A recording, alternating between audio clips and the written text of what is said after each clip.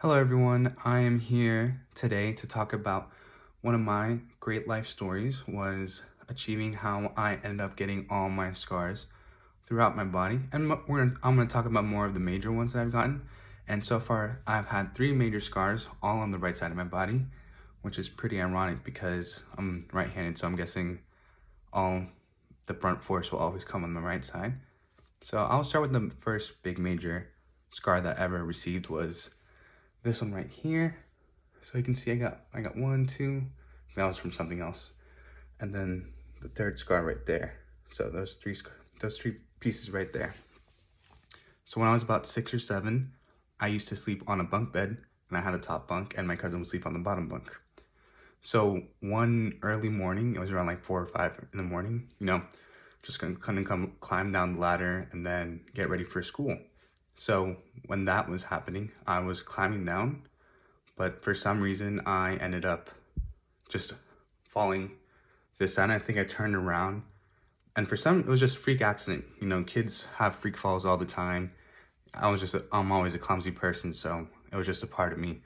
So when I fell, I landed on my arm very awkwardly. I can tell I was in a lot of pain, and I started yelling for my mom. It was like 5 in the morning. She was rushing to me. I look at my arm. It looks twisted, so my elbow was like kind of like turned in a funky way, and I could just felt like it's very swollen, so very swollen. So my mom rushed me to the car. She gave me an ice pack to put on it. It was hurting so bad. So just imagine a 6 or 7-year-old kid screaming in your ear to go faster or to go, to the ER as soon as possible. I get there, I give the poor x-ray technician or the nurse, I can't remember what his role was, but I gave him such a hard time. And it was probably his worst patient, 6 in the morning, you don't want to wake up to a patient screaming and yelling. I tell him I can't do the x-rays, my arms are hurting too bad, and we eventually get it done. So they told me I'd have to get surgery. They don't rush me, but they sent me to a hospital nearby that does the surgery, and then they put screws in here. So they put the screws in there, and then I eventually go back home. They put me in a cast to make sure it heals in the correct position and everything. And I thought that was it. They're going to cut out the cast and no more worries. But obviously, that's never how that system works. As a little kid, you think you're done with everything. So once, I think it was about a month or so. Yeah, a month or so goes by. They cut the cast off, and I thought it was it. But little I know, they take off the screws just right then and there. So they spray some kind of disinfectant first on it, and then after that they spray something else to kind of make it cool, kind of numb it, and then they just take off the screws, and that was very painful. And then they bandage it all up, and then after that they let you go. And that's how I received these scars right here. Pretty tough situation to go through at such a young age, but it's a learning one. The next one I wanted to talk about real quick is on my right leg. It's about this big, and it required about 10, 12 stitches. And it was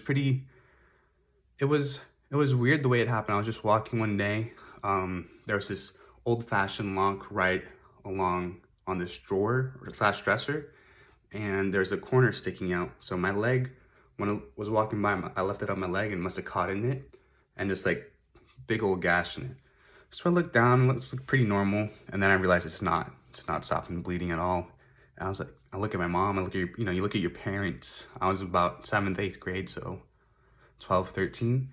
I look at my parents, and if I'm okay, they're okay, and they're okay, I'm okay. But I can tell something was wrong. So I just start, crying hysterically, screaming.